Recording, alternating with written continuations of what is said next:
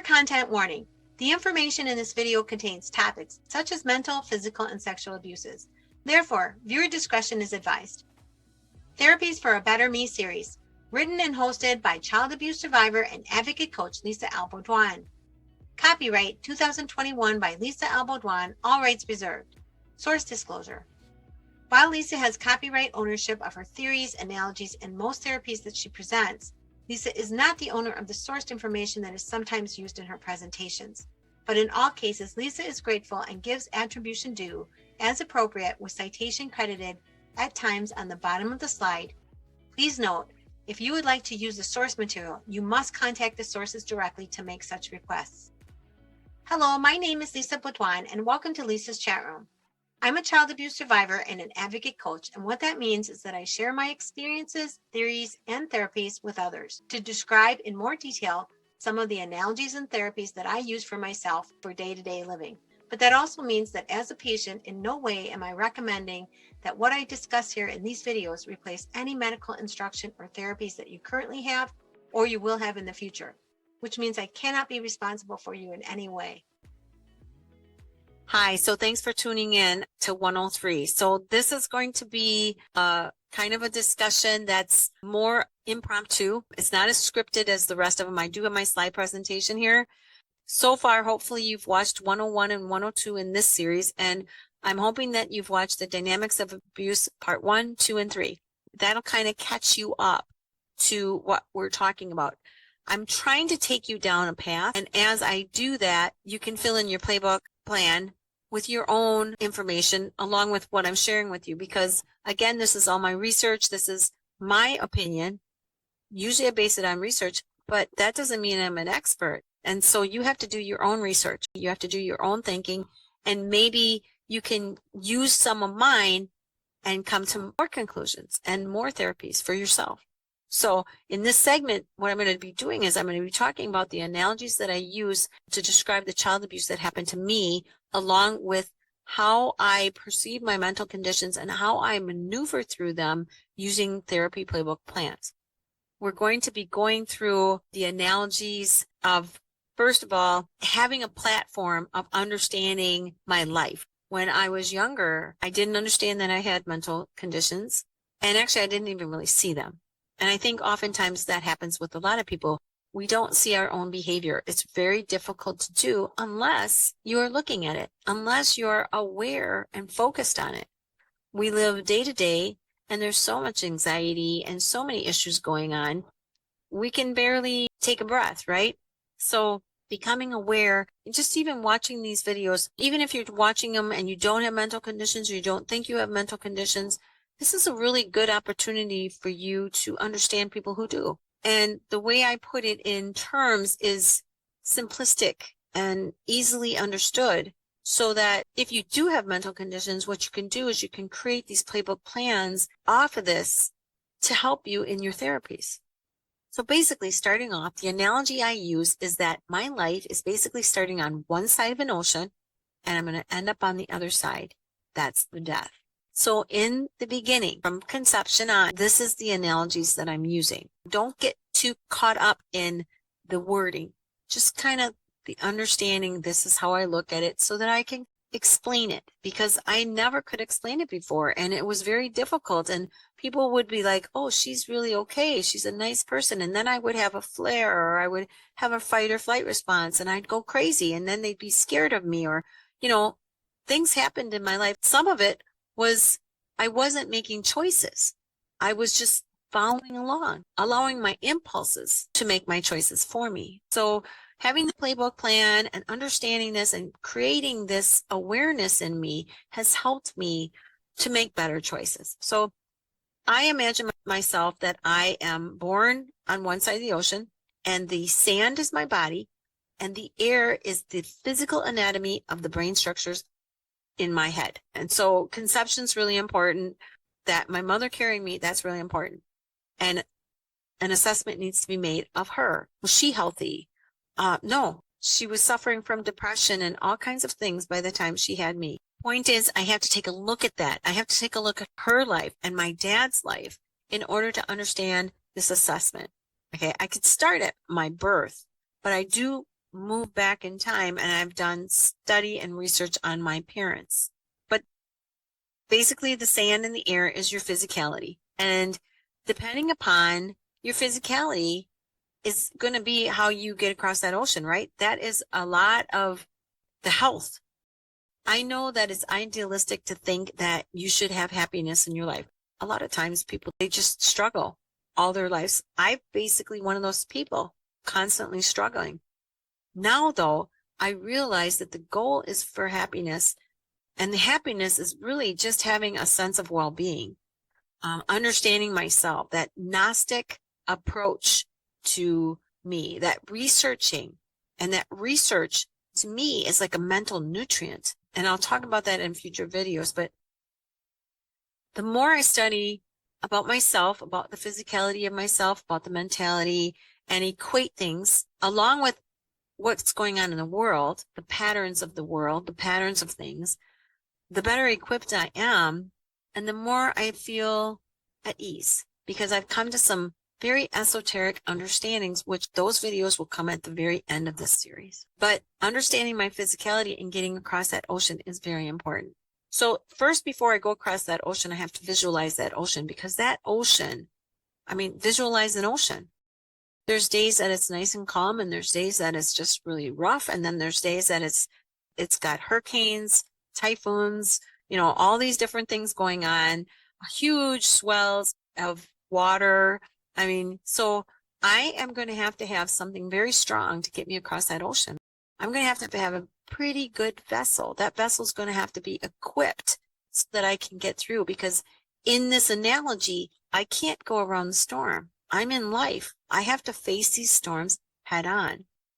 Going around the storm, an analogy, I guess, would be where I'm drinking or taking a substance so that I'm not thinking about that storm. But technically, that's not going around the storm. That's actually going through the storm numb, without any cognitive thinking or thought, and just allowing yourself to be pushed and pulled by the waves, technically, right? So getting back to the vessel, I want a strong vessel. And that vessel, I think, is built with your parents, with your guardians, with the people that are around you, that are supporting you, that are teaching you how to maneuver through life.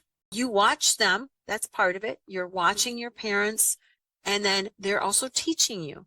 So you're learning. What I'm hoping everybody has, is like an aircraft carrier, something that's going to prepare you for that huge, long trip of life.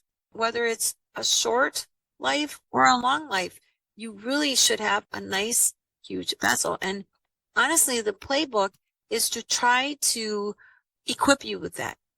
Because for me, I didn't get those things from my parents. It would be those strong, learned mental abilities, the mental abilities from your mind. And the physical equates to the mental, and the mental equates to the physical. And I'm going to talk about that more later, but it is true.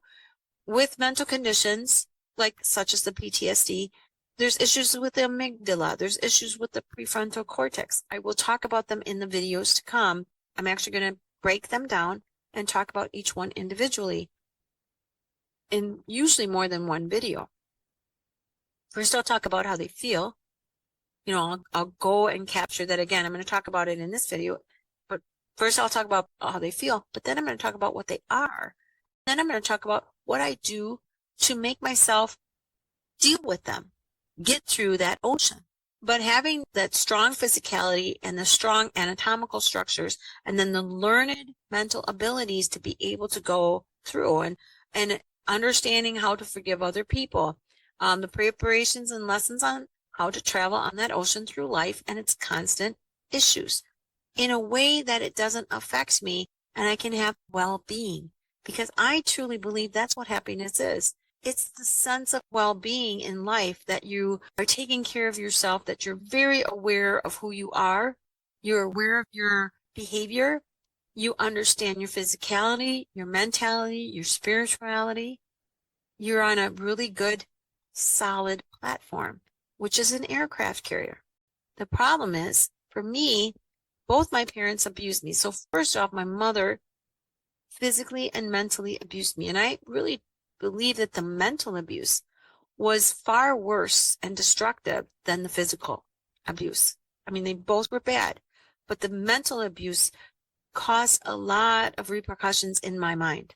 Now that I understand, I will be going into what is PTSD and what brain structures are affected by PTSD. The question is, were the brain structures that way before, or did the battering and the neglect and the mental abuse and the physical abuse, did that cause the brain structures to become unhealthy? That's a question for future videos. But right now, basically, the analogy is for me that because my mother abused me, first of all, prior to the abuse, she neglected me. I didn't get that support system. I wasn't taught things. So I wasn't prepared. So it was sort of like, looking at it that way, I'm in a rowboat. Now try to imagine that. You see me, you're maybe in an aircraft carrier, and here I am, I'm waving at you in a rowboat on the ocean. Okay, and we're talking about the ocean with storms and all things that are up ahead. Bad weather up ahead, calm up ahead, big huge waves up ahead, and I'm in a rowboat. So now, thinking about it further, when a parent abuses you, they take away all those abilities to be able to maneuver through that journey, through that ocean. And I think that's like holes in that boat. So now I'm in a rowboat with holes in it. Imagine that. Here I come by you. Maybe you're in that aircraft carrier, right? Hi. Now the thing is I can't get on your aircraft carrier. It doesn't work that way. A lot of people want to do that. Metaphorically, they want to get on someone else's vessel. They want that protection, but it doesn't work that way. And I think this is a really great understanding. It's sad that I didn't get an aircraft carrier, but I'm okay with that now because I'm understanding where I am, my physical and mental abilities, due to my mental conditions, due to my inability to process, and I've compensated for it. And I may not be 100% healthy, but at least I can plug up some of those holes. Maybe I can put a motor, metaphorically. You can get a motor. That's what the Playbook does. It gives you a little bit more to be able to process better to get through those storms, that ocean up ahead, because there's a lot, and it's a really deep ocean, and there's all kinds of danger out there. And we could put analogies to the sharks and all that, right? So my father, he repeatedly incested me, but prior to this, I always had the impression that my father was a protector of me. He went to prison. I will talk about that more again in future videos, but after he came out of prison is when he hurt me. And I trusted him to that point. So now, if you look at it, I'm now in a life jacket with holes in it. I've literally been destroyed. Any kind of trust I had in either parent is gone. And I remember, and actually even just as of today, I was having a conversation with someone and I said, it's very difficult for me to trust because I couldn't even trust my parents. How can I trust other people? Now, I'm going to tell you how I do this. I'm going to just give you a little hint for the next video. It's called my deck of trust. It's an analogy of people. And there's top cards in my deck, and there's people that go to the bottom of the deck. And this is how I reason with the issues that go on with my relational storms. And we're going to talk about my relational storms in just a second. But this is how I work through trust issues. That's why it's called a deck of trust. But here, because of the abuse of my father, I'm in a life jacket with holes in it. Right? And so now I just want you to imagine that you're on a boat. And the thing is we're all on different kinds of vessels. Each one of us, we're not all in aircraft carriers. Actually, I think there's very few people in aircraft carriers anymore. There's some. I see them out there. But I see most people that are struggling. They're in boats. They're in life jackets. I'm very well aware of people that have children so that those children can be put into child trafficking. Those kids grow up with anchors on their ankles. and they have very little chance to be able to process life. They had nobody.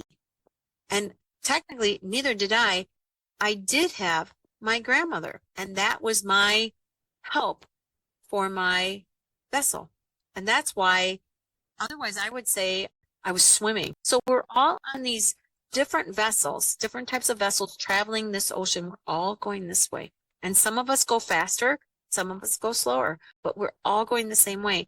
And I think if you looked at it this way, if we all looked at it this way, we would have better empathy for other people. Can you see how hard that is for someone to be in a life jacket trying to go across an ocean or a rowboat even? The massive ocean. There are people that I can imagine in cruise ships going across. They don't care. They're just having a good old time, whatever they're doing. So assessing that, and actually the next time you meet somebody that isn't like you, maybe you can at least be empathetic. They're not in an aircraft carrier. And so there are some people that have such severe mental conditions, and mine is pretty severe, but I've become a savant because of my Playbook plans. But there are some that will need help. Maybe you can tow them a little bit, but they can never go into your vessel, ever. And that would be called codependency, I believe. But you can help them. You can throw them a rope and just help them along here and there. But there's a point where I believe the majority of people that are going to be watching this video, I believe if you just assess your own situation, that's the first thing you would do, is after you've listened to me, just sit down and think about your own life, your own physicality, your own brain structure, which creates mentality, the processing abilities. Do you have a mental condition?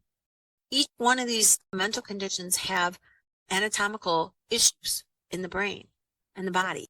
Each one of these issues have issues with nutrients and neurotransmitters, usually, and hormones and issues. So understanding your physicality is very important for you to take this journey. And when you start to study and you start to learn things, what's going to happen is you're going to plug up the holes in that boat. You're going to maybe put a motor on it. I'm always going to be struggling, but because I have these plans in place, I can get through this ocean. And yes, it's very difficult. It's a struggle, but because I've been doing it over and over and over for these past 10, 12 years, it's not like it's second nature, but sort of. I wanted to recap about the initial assessments. There's something in the video while I was editing it, I somehow missed it or I clipped it out. But basically, another part to assess is your age. So when you go to the doctor is looking at all kinds of things, and I will talk about this in other videos, but basically one of the main things they're looking for is your age.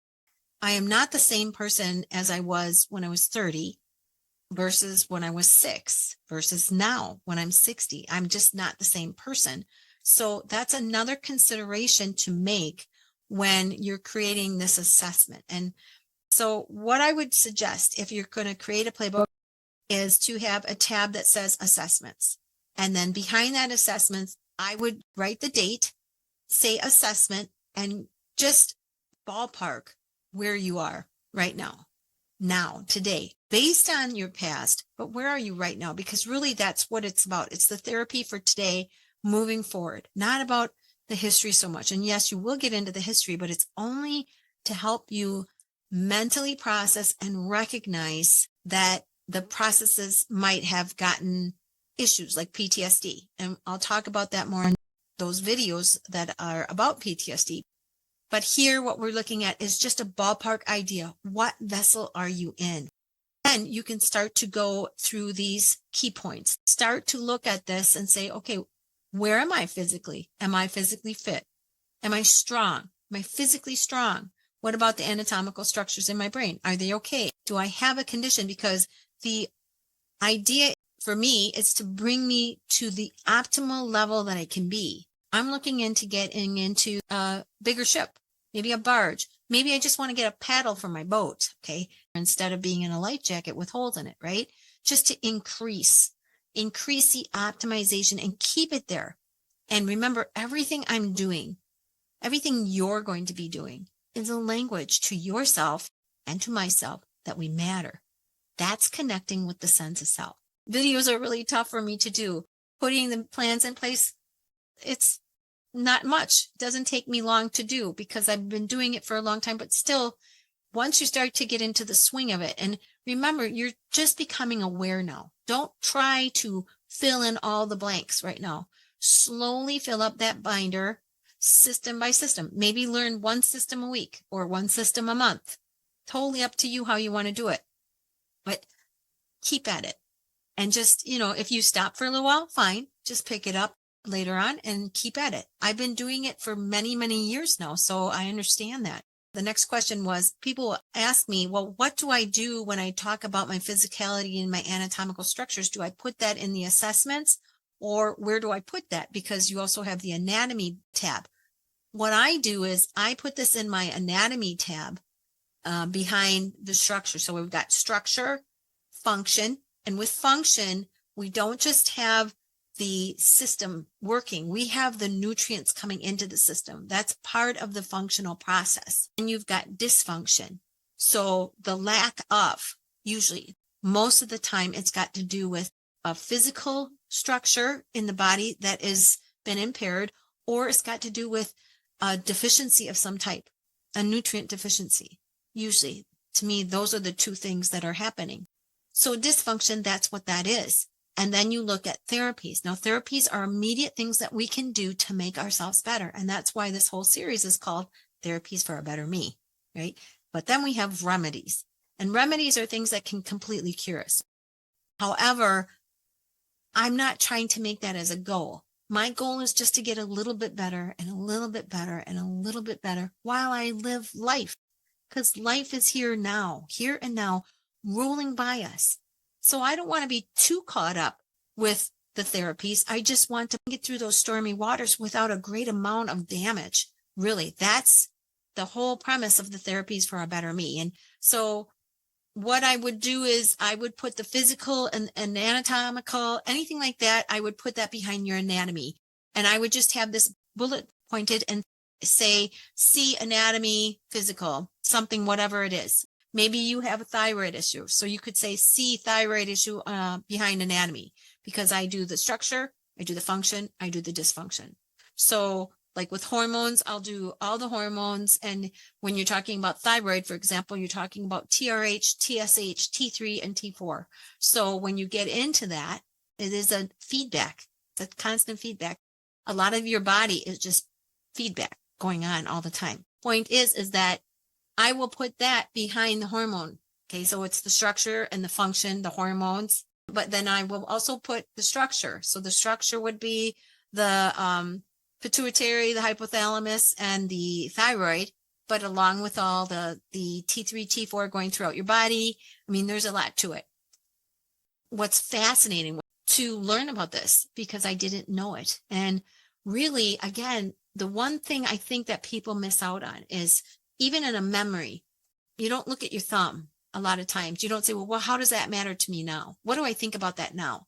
When you learned something back in 6th grade, you may remember it perfectly fine, but how do you think about it now as an adult? So that's part of this, that mental processing ability. That's what I'm trying to sharpen as I go along with the therapies. Again, putting them in the anatomy issues and then just writing C anatomy, C hormones, C whatever it is. Moving on here, we're going to talk about the storms up ahead on this ocean. I'm going to talk about the societal storms, the relational storms, the material storms, and the natural storms here. And then I'm going to move on into the mental storms. My mental conditions are my mental storms. And I have analogies for each one of them. And I have playbook plans for all of this. I've worked it out. And I've always worked it out from the moment I started to do this, putting in these assessments, wiggling the thumb. What can I do about it? What plans can I put in place? And putting those plans in place. And then if they don't work, okay, put in another plan. See if this works. Separating. Even when you're researching the physical body, you separate the body into its systems. And then you learn about the systems of the body in relation to it has a system, it has organs, it has tissue, it has cells. It breaks down that way. And then you learn going backwards. So, for example, the circulatory system. You have your heart, you have your arteries, you have your veins. You go down, down, down. You have red blood cells. You go all the way down deep into the cell. Then what you do is you go backwards and you study it that way. And eventually you see that all these things are integrated. So that's what I've done. I literally dissect these storms in my mind. I'm just going to touch base on them for a little bit on each one. So societal storms, the issues in society, they can be anything from COVID-19 to the stock market, civil unrest, political unrest. So the question I do is, okay, awareness, focus on it, and question, what can I do about it? What can I do about it here? What can I do about it in my home? And how can I handle it when I'm out there? Always, always. And I make plans. Understanding the physical body first, how it's affecting me physically, how it's affecting me mentally. How can I protect myself in my home? Like, for example, COVID-19 and how COVID-19 works in the body. And I understand the vaccinations. I've researched. I know the differences in different types of coronaviruses. I understand how they work. You know, I did that because how am I going to ever defend myself if I don't understand a threat? I understand bacteria. I understand anything that can come in and invade me or my home. I pretty much have a handle on it. Am I 100% safe? No, of course not. I could die tomorrow. I could have a heart attack and die or get in an accident. But I prepare myself as best I can. And I have this sense of well-being because of it. I have a better sense of self because of it. I am understanding the physical part of me, the mental part of me, the spiritual part of me, and the sense of self that runs that physical and mental part of me that's connected to that spiritual part of me, which I'll talk about in other videos. But I understand that. And because of that, I have well-being. And I think that's what happiness is. The therapy of having my home and fixing it up is amazing. It's one of the best things that ever happened to me. However, the well-being comes from the knowledge of things, the research I've done, the accomplishments of getting over a hurdle, even the accomplishment of really being knocked down mentally or physically, just not being able to cope due to the depression, and then being able to get back up and continue. It's going to affect me, yes, of course, but having the plans in place on what to do to counteract that, that is what makes the well-being that I feel. So understanding these storms gives me that platform to create plans to make me feel more in control. I'm never totally going to be in 100% control. No one is. We can't be in control. We live on a planet that's unstable, going through a solar system, a galaxy. We have all kinds of issues going on, hurricanes, tornadoes. But I break down all these storms so that I can make a plan, so I can protect myself. And really, that's the most important thing. I'm trying to protect myself. The focus is there. I don't say, well, I'm going to die of something. No. I will die of something, but I'm going to try to protect myself as best I can. And that's a language to myself that I matter. Quitting smoking was a language to myself that I matter. Trying to eat good foods is a language to myself that I matter. Understanding my health, my physicality, I matter. Putting these Playbook plans in place. Again, so understanding COVID-19, what can I do in here? Taking vitamin D, taking vitamin C, zinc, understanding, making sure you eat. So understanding that awareness, making a plan and saying, okay, I need to do this. I need to take care of myself. The other issue with COVID-19 was, I remember this woman really screamed at me because she got really close and I asked her to please back away. That's the next thing. That's called a relational storm. The relational storm is a storm between you and another person, no matter who it is. It's a one-on-one storm where you could be talking to someone on Facebook and get into a fight. You could be texting and get into a fight.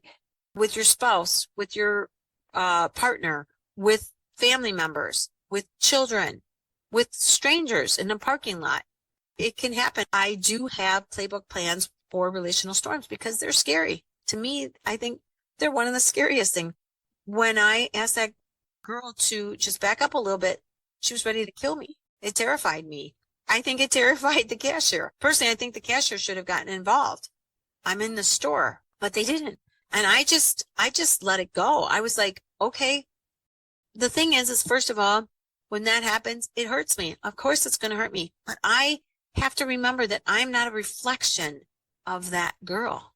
I am a reflection of me. So how I handle it is differently. Now, did I get upset? I did. I got upset about it because I have PTSD. Okay. It was like a huge storm, but once the storm started to pass, what did I do?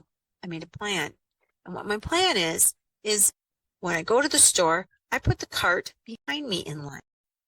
I hold on to the front and just pull it because that way nobody can stand directly behind me. I can keep my distance from the people in front of me. I'm going to do that. I'm going to keep that cart back there because they are forced to stay behind me. They can't get close to me. And what are they going to say to me? Nothing. I've never had anybody say anything to me since doing this. So what did I do? I took a situation. I saw the negativity of it. I felt it. And then after I got over it, I made a plan and it worked. Now, sometimes those plans don't work. So then what I do? What can I do about it? What can I try next? Solve this problem so that I don't have to deal with some very irate person ready to kill me over asking them to move back 6 feet.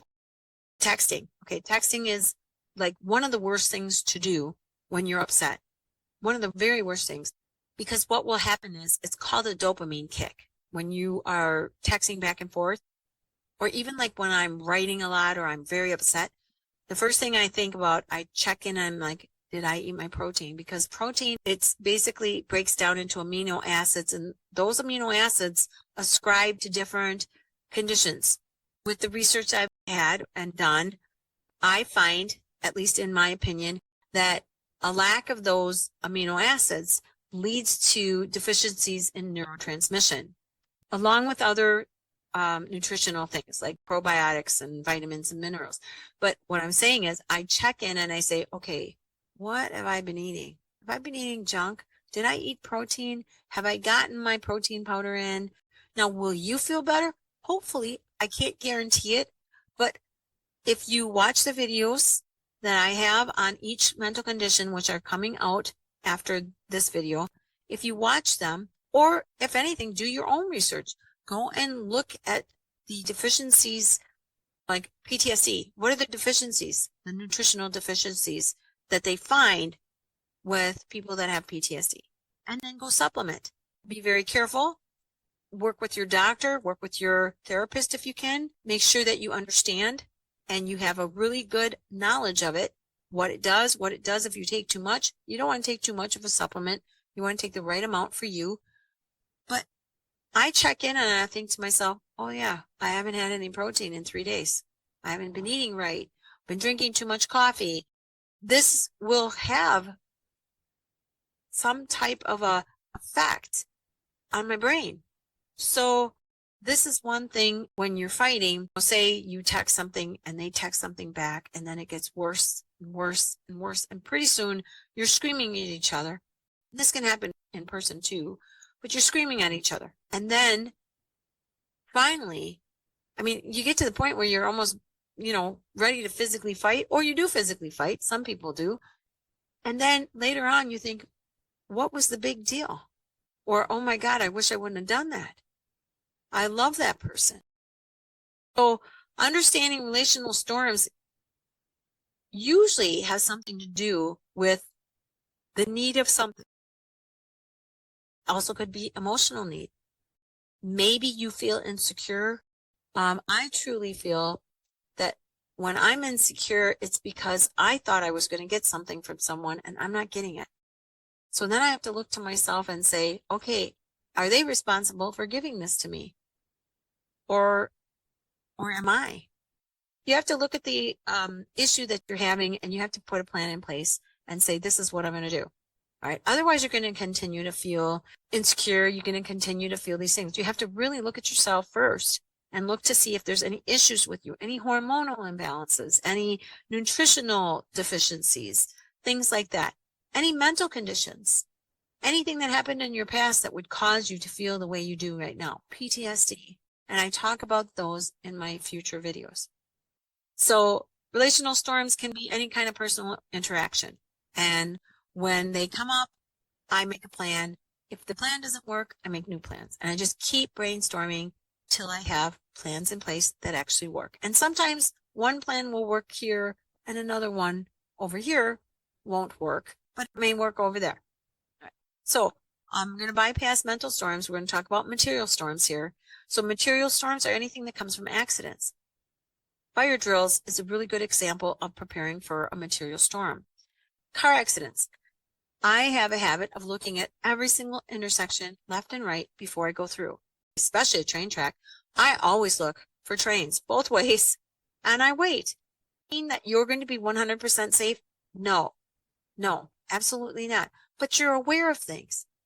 There's nothing worse, I think, than having the loss of someone that was in what I would call a needless accident, when all they had to do is slow down, or all they had to do was call a cab, or all they had to do was look both ways. So material storms, doing those fire drills, car accidents, what to do. I've taken safe driving classes as well. And actually I learned quite a bit. What should I do if a car is coming to me head on and there's 2 lanes? Where am I going to go? What am I going to do? Think about it before it happens. The natural storms, if I lived in New Orleans, I'd have an emergency life raft. I would have a shovel. I would have a backpack with water and snack bars. I would prepare, because the probability that you're going to get struck by a hurricane again are high. I just was watching some documentaries about that. The hurricane that moved in and went all the way up to New York and caused havoc and mayhem. I just watched that. So what should you do? Should you just wait for the next hurricane, or should you prepare? Make preparations, have a plan to leave, to go somewhere, to go to someone's house, to get the heck out of there for a couple days so that you are safe, right? It may be the difference between life and death, really. Here, I live in Wisconsin, so I understand everything about tornadoes, pretty much anyway. Here in my home, I look at protection. So I looked at emergency lighting, and I purchased those candles that are pretend, and then I purchased those light switches. I actually have a video on it. They're like a little light switch that has LED lights. They're super bright, and I have them in places in my home so that if the lights go out, I have them. I have emergency things down in my basement. I know exactly where I'm going to go in my basement if by chance a sudden storm comes. If the weather looks like there's a potential, I'm not going to go shopping on a day where they're predicting high tornadic situations, because I don't want to be stuck in a store during a tornado. Understanding the tornado, how it works, what are the best ways to protect myself, certain things like that. This is how I split these storms up. Now, before we talk about the mental storms, for the storms, what I would do is in my playbook, I would create tabs for each one of these, and these would be sub-tabs. And again, it's all like one page. Just do one page, like a snapshot. Again, even like a memory, you remember something, it's not the same as processing it. And we'll talk about that more as we go along in the videos, but it's not the same. You have to look at a memory and say, well, what does it matter to me now? And it's the same thing with seeing something on paper. Seeing something on paper is different than you putting it on the paper, than you making the choice to write it down. That is the language to yourself that you matter. So make a picture of the eye, make a picture of the body, whatever the system. You can make stick people. And I use colored pencils because it just kind of makes it a little more interesting. Say, like in this situation where I told you about the girl who got very upset, but it was about COVID. I'm going to put that in here with strangers. right? And I'm going to say ties into COVID-19, C/anatomy/viruses/coronaviruses, because I've actually studied quite a few coronaviruses. So that's what I'm going to do. Under sicknesses tab, I would have a sheet that says viruses, and I would have COVID-19 and then write C/anatomy/viruses, so that you're showing the tab that you're going to and then a slash to the sub tab, right? Hope I explained that. So next we're going to be talking about the mental storms. Before we begin, I just want to mention here, I'm going to be talking about the ones that I've been diagnosed with, definitely that I know about, because what am I doing? I'm focusing in. What does it matter to me? These are the things I'm going to look at. I will look at other conditions. In my research, I'm looking for symptoms that match other conditions. Now, negative behavior is basically what they'll do is they'll bundle the negative behaviors together and then call it a condition or a disorder. That's what the medical field does. So what I'm going to look for is I'm going to look for that bundle. And that way I can take and look at the actual therapies, because really that's where we're drawing into, well, what's wrong? Why is it happening? And then what are the therapies to bring me back to optimal health, or at least getting on the path to optimal health, right? So that's what that's about. So like things like psychopathy and bipolar, those things I do study. I may put videos out there, but they don't have anything to do with me. However, they may have something to do with you. So I would do your research, and I would have that behind your mental storms tab. Anything that you want to research, that's where I would put it. So the slides that I have, you're going to kind of see this one-stop view, just an awareness view where I'm talking about how I feel. And then I'm talking about some of the symptoms that are involved. And then I'm talking about some of the therapies that I put in place. Not all of them, some of them. Once I get into the videos about them specifically, I'll get more in depth. And then eventually what I will do is come out with the therapies singularly in separate videos, right? And then eventually then I'm going to move towards some really esoteric and spiritual things that I'm going to talk about at the end of the series. Make sure you subscribe and hit the notification, and then you'll see when I have these videos coming up. So that's it for this little snippet here. Now we're going to move on to the mental storms. Next thing I'm going to talk about is borderline personality disorder. I have that. That is the cutting, the self-sabotage, the suicidal thoughts. To me, this is like a white cap in the ocean. It's a very sudden burst of anxiety, angst, and then just outright anger.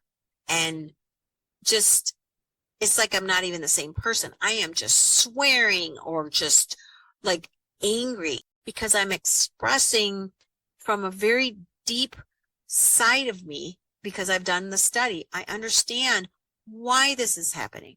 And that's covered in my BPD videos. But understanding the white cap will help you to identify situations that you've had of what I call and what they call BPD flares. This is a flare. The equation is the white cap in the ocean, the big, huge wave. And it could be 1 foot tall. It could be 150 feet tall. So depends. Next thing I'm going to talk about is complex PTSD and that storm, and how I equate that storm is it is a hurricane or a water spout or a cyclone in the ocean.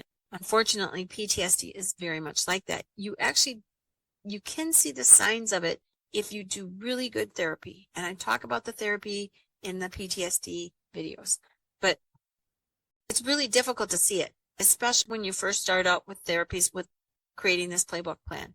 You have to be able to really be aware. It's kind of like I talk about this martial arts, and these martial arts people, they practice over and over and over to the point where it just comes autonomically. It's the same thing with these playbook plans. So understanding, it's a really great analogy, isn't it? It's like a hurricane. Really, that's how I describe it. It comes on, it's fierce winds in my mind, fierce winds that hurt. I can't think.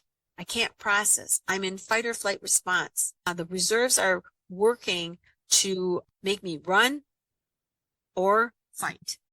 Later on in the PTSD video, I'll talk about the fight or flight, the rest to digest, and the playbook plans that I do to try to get me out of that fight or flight so that I can process. Especially if I haven't made scenarios up to warn me that I'm going to get triggered, because I pretty much know what my triggers are.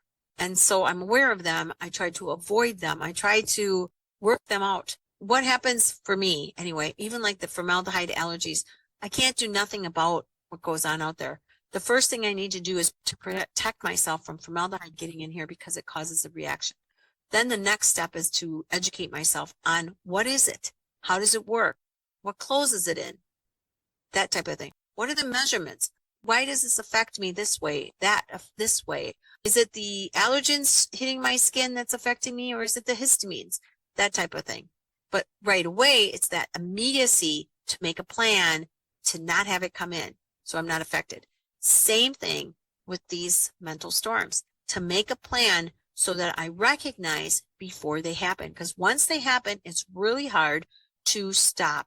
The trigger is just the initial things that are going on that are causing my autonomic systems to take flight or fight. That's the trigger. The storm is the PTSD. The trigger is what's activating the PTSD. And so if you can look at these triggers and say, all right, this happened. All right, why did it happen? And go back in time. A lot of times you'll have to do that for yourself because it's not good for your brain or your body. And then the final one is depression. It's like drowning. And the reason I say that is because when you get into a depression, you can't tell what's right side up, what's upside down. You don't feel. Your feelings are lost. Your emotional responses are gone. You're basically numb. You're basically drowning. The idea, the objective of understanding and putting this analogy in place is to be able to take and assess yourself. It's really tough. Depression is the hardest playbook plan.